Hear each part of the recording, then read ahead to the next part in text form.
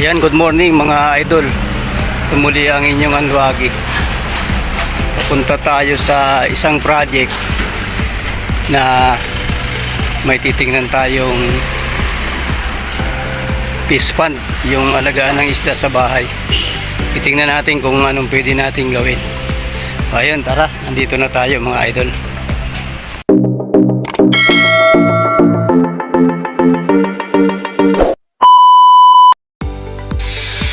Ayun, magandang araw mga idol. Ito po muli ang inyong Anluagi. Andito tayo sa isang bagong project natin. Mayroon tayong i-renovate na fish pond o yung pond dito sa bahay natin, yung alagaan ng mga isda. Ayusin natin lahat. Gagandahin natin at saka yung mga gagawin na yung mga daanan.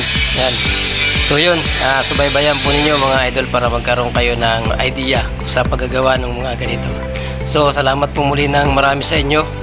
Po muli ang inyong Anluagi. Sumasaludo sa inyo. Tandaan po natin sa Anluagi, walang maliit na trabaho. Lagi pong una ay serbisyo. So ito yung plano niya, no? Ayan, no? Ayan yung mga trabyesa. Ayan yung may dalawang bato na to nandoon. Totoo yan, ano? Ayan. Saka ito yung man-made poles, no? So ito ngayon yung pinaka hidden canal niya, nakatago na yan. Yan na yung mga may mga araal dyan, yung medyo malapad na pwedeng apakan. Tapos yung mga maliliit na bato-bato, yan yung pebbles na medyo malaki, parang number 2. So yan ang mangyayari pag natapos na. Tagaan nating i-drawing ng medyo maayos para kitang-kita kung ano yung mangyayari pag natapos na. Ayan. Ito, tatanggalin na natin yung pinaka-wall na yan, kasama yung pintuan na yan. Kasi ito naman, trabisa na to, papabili pa tayo ng iba niyan dahil marami pa tayong papalitan. Ayan, kita nyo yun, nasa loob na yan. Ayan, pasok tayo, no? Ayan. Ito, papalitan natin yan, yung mga bulok na pero yung luma i-maintain natin dyan para mas maganda pag luma eh. Yan. So yung itaas na yan, mayroon yung screen. So tatanggalin natin yung screen na yan. Ang ititira na lang natin yung pinaka grills na yan, para open na siya. So ayan. At ito siguro lilinisin na lang natin tong fish pond na to. Ayan, may mga isda pa nga. So yan ang isusunod natin. Ayan. Ayan po, magandang umaga mga idol. Ito muli ang inyong Anluagi. Andito na tayo sa ating project na magre-renovate tayo ng pond, no, yung alagaan ng isda dito sa bahay na to. So ang inuuna namin yung bubong niya. Yung bubong niya, ano yan eh, grills. So yan, tinatanggal namin yung mga screen at pipinturahan namin ng itim, no. Gagawin na naming normally open, wala na siyang screen. So para yung lakas ng ulan kapag umuulan, papasok mismo dun sa pond. So ayun, tuloy lang namin ito mga idol. Ayan po, at natanggal na natin yung mga screen. Ayan o, hindi pa man totally, pero ayan na. Tapos kikiskisin na lang yan at pipinturahan niya natin. Ipa-primer muna bago yung dito yung marami kasi sealant kaya hindi agad matanggal. Tapos dito papalitan natin yung polycarbonate niyan dahil luma na rin. Yan, ito yung first day namin mga idol. Napalitan na namin yung polycarbonate dito sa tapat nitong sa mga aircon. Ayan. Tapos dito, yan, natanggal na namin lahat yung screen yan. At kasalukuyang inikis-kis yung mga kalawang at para malagyan na ng primer. Susunod namin, tatanggalin namin yun. Yan, saka ito. Ito na isusunod namin. Mapalit namin itong mga bulok na trabyesa na to. So binibili pa lang namin. Ang mahal pala na isang piraso nito, 8,000. Ito isang piraso 8,000. Grabe, yung maganda pa, basta maganda pa 8,000. Yung iba meron 5,000, yung medyo bulok na gaya niyan. Ito mga ganyan 6,000 to 8,000 yan. So ganun kamahal mga idol. Ayan yung tatanggalin namin. Ayan mga idol, na palitan na natin ng polycarbonate yung bubong, yung parte lang ng bubong na merong ng air conditioning sa ilalim, nga condensing unit. So ayan, pero itong bandang huli, ito yan, pispan yung ilalim niyan. So ayan, sinimulan na natin na i-primer, at pag natapos natin yan hanggang doon sa dulo na yon, so isusunod naman natin yung block. Ayan. So ayan, dahil masyadong mainit pa sa itaas, ito muna ang aming ginagawa. Tatanggalin namin yung mga luma na trabyesa para mabilang namin kung ilan lahat yung aming kailangan. So ayan, pinagtinatsaga namin kasi may pako siya, hindi basta-basta kayang tanggalin dahil nakapako sa ilalim yung nakabaon sa konkreto. Ito naman yung mga natanggal na namin, ayan talagang bulok na. So dito, pinagtutulungan na naming bakbakin yung simentong makakapal na pinagkapitan ng trabesa na nandun yung mga pako. Bulok na talaga, kahit yung ibabaw ay sa tingin ay maayos pa, bulok na pala yung nasa nakapatong sa lupa. Yan, matibay-tibay pa yata yan, huwag na natin galawin yan. Yung iba na lang, yan alam muna tanggalin natin. Tapos itong susunod na to, yan yan, bulok na yan ito pala, ito huwag na muna, tigas pala. Yung natanggal namin dito, bulok na talaga lahat yan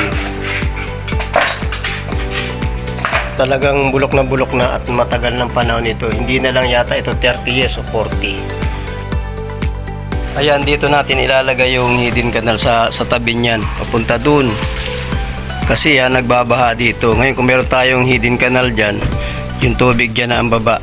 So, napapansin nyo, ayan, meron na tayo dito. Kaya sinabi kong hidden canal, natatakpan niya ng mga bato. Yan, hindi nakikita. Dati nung wala pa tayong nilalagay na hidden canal dito, kunting ulan lang dito, bumabaha ng malaki at pumapasok hanggang dito sa sa Lanay area. Ngayon nilagyan natin yan, lahat yan meron yan dito, tapos dire-diretso yan hanggang doon. Ayan, kaya wala tayong baha ngayon. Gagawin na natin yung grills ng hidden canal doon sa pispan, ito ginagawa na natin siya. Ayan, ilalagyan natin ng bracket sa ilalim yan, saka dito lalagyan natin sa ibabaw yan para hindi siya umipot ganun habang wini-welding. So mas maganda yung lalagyan mo ng bracket para hindi siya naliit na ganun. Ayan, kinakat natin yung 1/2 by 1/2 na square bar na para doon sa grills, yung ginagawa nating grills sa hidden canal. Yan, ginagamitan natin siya ng grinder. Yan, pinutol-putol na natin. 1/2 by 1/2 na square bar yan. 2 araw ko rin pinutol yan, ang tagal-tagal din. Mayroon pa tayong ganitong gamit yan, yung ginamit nating grinder, ang pangkat natin yan. Nilalagyan muna natin ng markings. Bali ang sukat ko dito ay 1 inch lang para malimit yung ating ilalagay na grills. Kung wala pa kayo ng mga pangguhit dito, kasi kailangan dito mas maganda yung guhit, nakikita mo mabuti, gumamit kayo ng doon sa mga baguhan, ang tawag po dito ay chalkstone.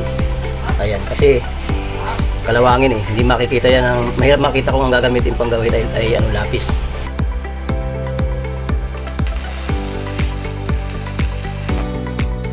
Yeah, medyo marami-rami na tayong nagawa. Pang-apat na yan, yung isa yung ginagawa kong isa na yan, pang-apat na yan. Nandito yung isa. Ito yung pang-apat. Ayan. Yan yung kauna-unahan kong ginawa. So marami pa tayong pyesa. Ayan. Putol-putol at marami pa tayong gagawin.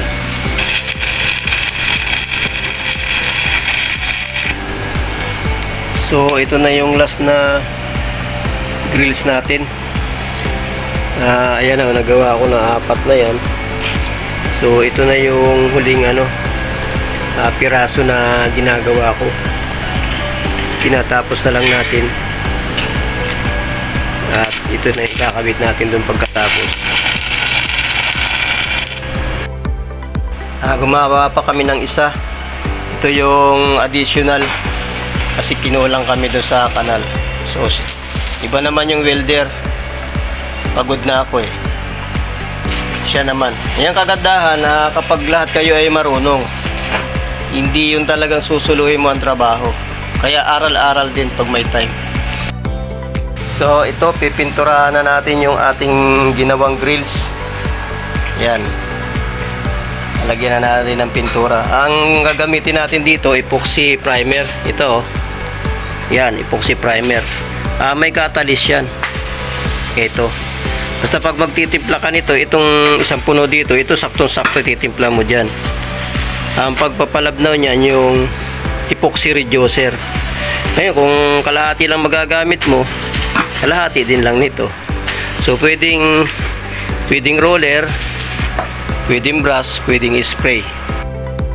Sa pagbakal ang paggagamitan natin, the best itong epoxy primer. Kahit anong brand, basta epoxy primer.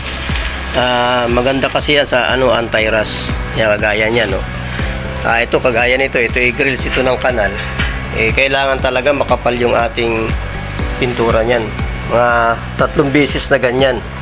Mas mabuti. Tapos saka lagyan na natin yung top coat kung ano may gusto natin. Halimbawa, enamel black, yan, pwede na yun. Ayan, roller lang ang ginamit ko dyan. At dito naman sa mga singit-singit, brush naman yung aking ginamit para makapasok lahat sa mga pagitan. Ayan, nakapaglagay na tayo ng grills ito. Tapos ayun yung iba. Dire-diretso yan hanggang dun. So, ito yung yung kabisa. Dahan-dahan na rin namin nilalagay. Hanggang yan dun. Doon sa may banda dun, nagsisimento pa kasi. Ayan. Tuloy lang natin to. Ayan, umuulan na naman. Wala talagang tigil yung ulan. Ayan, nilagyan na nga namin ng bubong.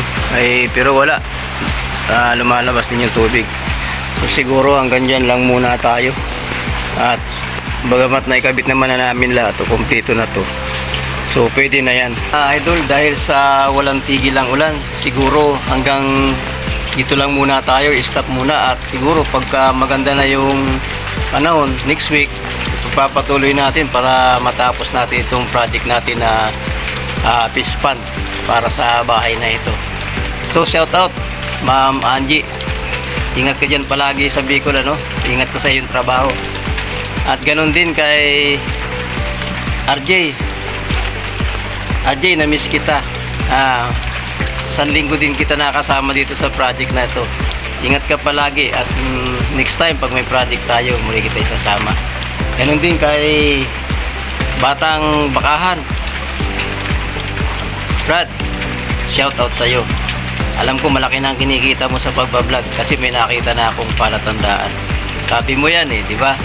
Ganun din kay Batang Negros. Ayan, shout out muna tayo lahat ngayon, Batang Negros, ingat ka palagi sa iyong mga pagmamani. So ayun, salamat po ng marami. At nawa po ay lagi tayong ingatan ng Panginoon. Ingat po kayo dahil medyo sa panahon na to ay may bagyo, Salamat po sa inyong panonood at lagi po nating tatandaan sa Anluwagi, walang maliit na trabaho. Laging una ay serbisyo. Isang pa, sumasaludo po sa inyo. Ingat po.